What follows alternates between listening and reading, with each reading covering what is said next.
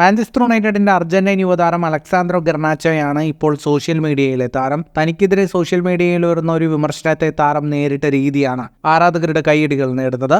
Lionel മെസ്സിയെ താൻ മനഃപൂർവ്വം അവഗണിച്ചു എന്ന വിമർശനത്തിനാണ് ഗർനാച്ചോ മറുപടി നൽകിയത്.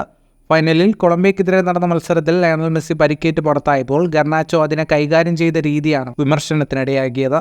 കാര എന്ന പേരിലുള്ള ട്വിറ്റർ ഐഡിയിൽ നിന്നാണ് മാഞ്ചസ്റ്റർ യുണൈറ്റഡ് താരത്തിനെതിരെ വിമർശനമുണ്ടായത്. മെസ്സി കരയുന്നതിനരികിൽ ഗർനാച്ചോ നിസ്സംഗനായിരിക്കുന്നതിന്റെ ചിത്രം പോസ്റ്റ് ചെയ്തതിനു ശേഷം മെസ്സിയെ അവഗണിക്കുന്ന ഗർനാച്ചോ ഒരു യഥാർത്ഥ ഫാൻ ബോയ് എന്നാണ് തലക്കെട്ടായി പോസ്റ്റ് ചെയ്തത്.